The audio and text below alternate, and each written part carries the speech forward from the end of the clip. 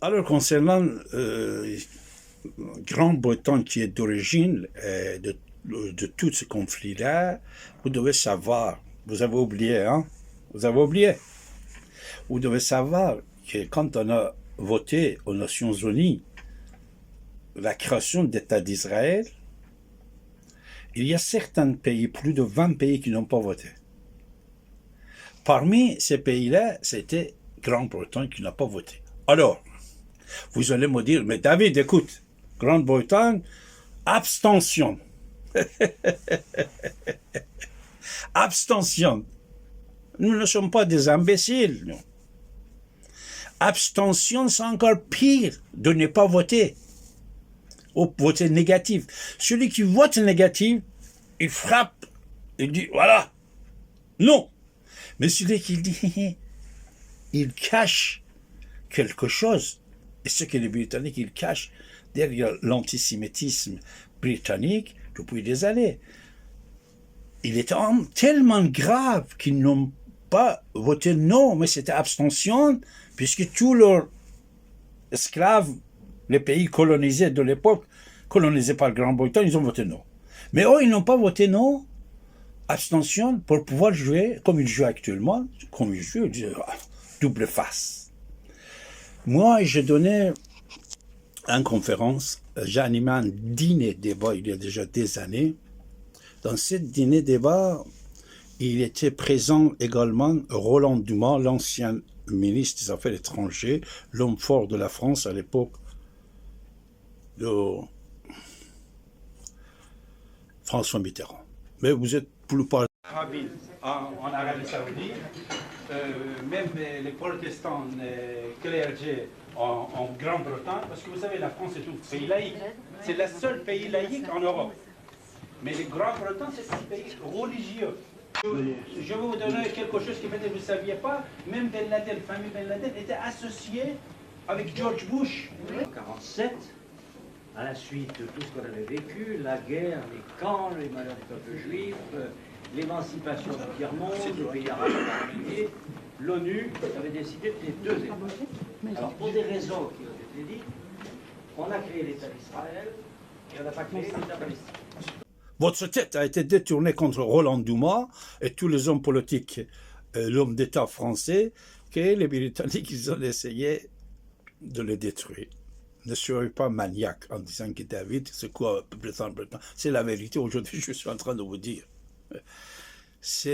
Vous n'avez même pas un homme politique. Parce que tout ce qu'ils ont fait, les Britanniques, qui sont en train de le faire, vous savez, ils le mettent au nom de juifs.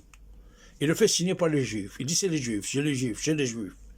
Les ayatollahs, depuis leur révolution noire jusqu'à aujourd'hui, ils ont massacré, tué énormément de gens. Et de l'autre côté, il y avait une guerre aussi cachée contre eux, comme Saddam Hussein, comme tout ça. Et tous les pays arabes, il a aidé Saddam Hussein. Mais il dit c'est les juifs. Pourquoi les juifs, ils ont aidé l'Iran dans la guerre Iran-Irak. Dans la guerre Iran-Irak, si Israël n'aurait pas aidé l'Iran contre Saddam Hussein, l'Iran était détruit. Mais personne ne vous dit pas ça. Tous les propagandes qu'ils font les Britanniques dans leurs médias, et dans la bouche, les bouches des ayatollahs, des antichrist, c'est les Juifs. C'est les Juifs qui ont fait la guerre, c'est les sionistes. Non. Leurs ennemis, c'était les Arabes. J'ai des documents sortis de secret britannique comme quoi il dit nous devons faire chuter le Shah d'Iran et grandir Arabie Saoudite, puisque avec Arabie Saoudite on peut mieux s'entendre. میگه ما با اینا میتونیم بهتر بولیم تو منطقه با عربستان سعودی با اینا نمیتونیم اینا خودخواهن چه همین گفتم برام انگلیسی ها تلاش های شاه برای تبدیل ایران به قدرت برتر خاورمیانه رو تهدیدی برای منافعشون در کشورهای خلیج فارس میدونستند و بر حضور قدرتمند عربستان سعودی به منظور ایجاد توازن قدرت در برابر ایران اصرار داشتند. Et de l'autre côté, ils sont contre l'Israël, puisque Israël était colonisé.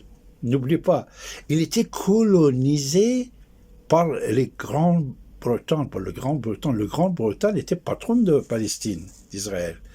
Quand Moshe Dayan et tous les braves gens, ils ont fondé leur mouvement, ils combattaient les Anglais. Toi, tu oublies? Non, moi, je n'oublie ni pardon, comme Serge Klarsfeld. On n'oublie pas, on ne pardonne pas. Les Britanniques sont comme ça aussi. Ils n'oublient pas. Et ils vont toujours continuer leur cette hostilité contre l'Israël, puisque Israël, pour eux, c'était très important. Économique, social, politique, mondial, dans tous les plans. Parce qu'ils ont peur de l'Israël. Écoutez, même l'accord d'Abraham. C'est les Britanniques qui vont perdre énormément de champs économiques dans le monde entier. C'est les Grande-Bretagne. Vous voyez cette photo-là? Cette photo-là, c'est le frère des héritiers de Grande-Bretagne. C'est la photo du prince. C'est le fils du roi Charles de Grande-Bretagne. Nazi. Il était fier. Il a changé d'avis. Comme le Grande-Bretagne n'a pas changé d'avis, il est toujours hostile à l'État d'Israël, mais il joue avec les autres marionnettes qu'il a. Ça aussi, c'est antisémitisme qui existe. Vous voyez, il le montre comme ça. Mais vous avez pu constater, allez-y, lisez, dire ça aux gens. Roland Dumas, je ne vous ai pas dit, je vais vous dire. Lisez ça.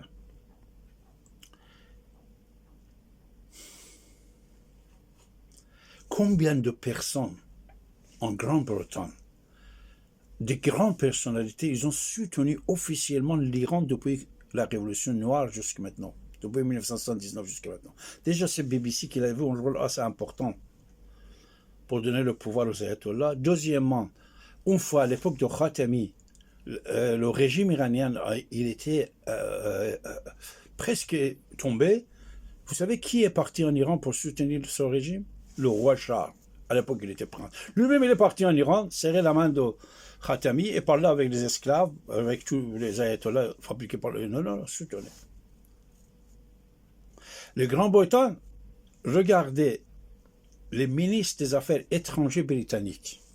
Comment ils ont soutenu toujours l'Iran et la République islamique. Ne parlez pas avec ces gens-là, puisque la parole, c'est rien de tout, c'est l'acte qui compte. Alors, Roland Dumas, dans mon dîner débat, quand j'ai parlé sur la Troisième Guerre mondiale, il y a déjà une vingtaine d'années, plus, patati patata, j'ai dessiné tout ce qui se passe actuellement dans le monde. Et Dumas, il m'a soutenu en disant, David, et tout le monde écoutait, il a dit, il a tout à fait raison.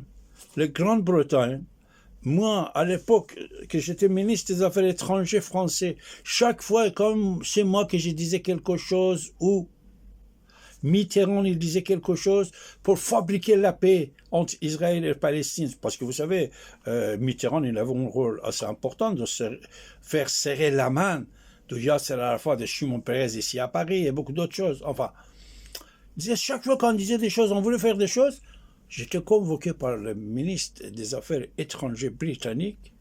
Il m'a téléphoné, il disait, tu viens ou je viens? Il y a là sur l'internet, vous pouvez écouter.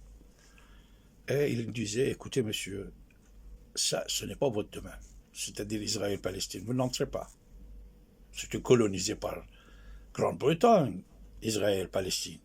Ce n'est pas votre domaine. On ne vous dit pas ça. Ce que David est en train de vous dire, personne ne vous dit pas. L'ennemi officiel qui soutient tous les intégristes dans le monde, c'est la Grande-Bretagne. Les Palestiniens. Si la Grande-Bretagne n'était pas derrière 70 ans, ils pouvaient rester. Ils pouvaient rester. Les ayatollahs. Les ayatollahs, c'est qui? 95% du peuple iranien sont contre ce pouvoir. C'est resté. Ils torturent, ils tuent tous les gens, tous les jours. Quelle force est derrière lui? Grande-Bretagne. C'est Grande-Bretagne. je vais vous raconter une histoire très importante. Écoutez, je vais vous raconter ça.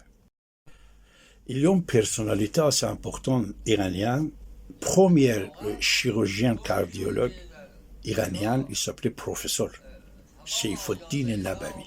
Il avait presque 90 ans, il est mort ici à Paris. C'était mon ami. Je l'avais interviewé plusieurs fois. Il m'a confié plusieurs secrets sur l'internet disponible. Tout ce que je vous dis, vous pouvez aller écouter. Alors, professeur Seyfuddin Nabavi, il était premier conseiller médical du premier ministre iranien, il a déjà 50 ans, 60 ans. Et après, il était médecin de Khomeini, médecin de premier ministre et médecin d'Ali Khamenei, le guide actuel. Mais après, à la fin, il est venu ici parce qu'on voulait le tuer. Lui-même, il m'a raconté. Il m'a dit à l'époque, quand j'étais étudiant ici, en Europe, Suisse, France, et tout ça, j'ai étudié la médecine. Alors, pour les stages, on nous a envoyés en Palestine. Il dit, on a pris le bateau, on est allé là-bas. Dès qu'on est arrivé à Haïfa, tout d'un coup, on a entendu, oh là là, les soldats britanniques là-bas, et tout d'un coup, au fond du bateau, ils ont commencé à tirer, et nous, on est descendu par le devant, et je vois, j'ai entendu qu'on dit c'est les Juifs clandestins qui étaient embarqués dans le bateau, et on les a tous tués. Ce n'est pas des mensonges, ce n'est pas des histoires que je vous raconte. On vous cache la vérité. On vous cache la vérité, les gens qui ne pensent qu'à l'argent. Nous devons sauver les vies. Nous devons sauvegarder la sécurité dans les quartiers, et surtout la sécurité d'Israël. Et surtout aujourd'hui que Bibi, il a pour réussir en insistant. Il n'a pas écouté personne. Et il a gagné d'établir la paix, écraser les terroristes. C'est important. Ils ont massacré. Après, il dit, nous, on les a ramenés dans un camp. Et tout de suite, j'ai dit, monsieur, je suis iranien, moi, je suis iranien, je ne suis pas français, suisse, juif, je suis iranien, j'ai montré mon passeport que je suis iranien. Et il a dit qu'on m'a ramené avec eux, les soldats. Après, il y avait le grand pacha général britannique qui vient pour faire un discours. Ce qu'il m'a dit, professeur Seyfuddin Nabavi, c'est une fierté pour la médecine mondiale. Nabavi, ce n'est pas n'importe qui.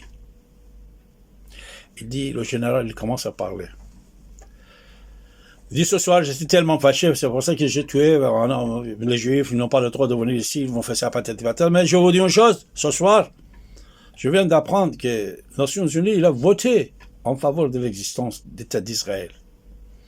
Mais les soldats, écoutez, nous, les Grands-Bretagne, allez-y consulter les documentations britanniques. Nous, jamais, on ne va pas laisser, même pas une nuit, qu'Israël et les Juifs dorment tranquillement. Ça veut dire quoi? Ça veut dire qu'on va fabriquer quotidiennement des problèmes pour eux. Il joue le double jeu. Il met des ministres juifs, il fait ça, il bombarde aussi les Palestiniens et tout ça. Mais il a toujours les autres Palestiniens, il a les ayatollahs, il a ça. Soyons intelligents. Ce qu'a décidé Elon Musk à côté de Trump concernant le Canada et la Grande-Bretagne sont en faveur d'Israël, en faveur de la paix, en faveur de l'humanité, en faveur des Juifs, que depuis toujours les autres étaient jaloux et ils essayaient de détruire Israël. Détruire Israël, c'est que Pacha, il a dit le général britannique à l'époque à Haïfa. Ce que son fils de roi, il porte le croix gammée. Ce que plusieurs des hommes politiques britanniques, ils soutiennent et ils ont aidé officiellement, ils étaient jugés même en Grande-Bretagne. Et ils ont travaillé pour les Iraniens. Ayatollah, pas les Iraniens, allez-y, regardez. Plusieurs personnalités, les ministres, le premier ministre, ils ont travaillé comme avocat, comme animateur de la radio, télévision, comme analyse. Soyez intelligent. Soyez intelligent. C'est le jour qu'on doit mettre fin à cette hostilité, malheureusement, qui depuis des siècles. En plus, je vous dis d'autres choses, écoutez la suite, c'est comment il crée, parce qu'il faut les idées pour créer cette haine chez les ayatollahs, chez certains musulmans. Ça, je vais vous dire. Écoutez bien.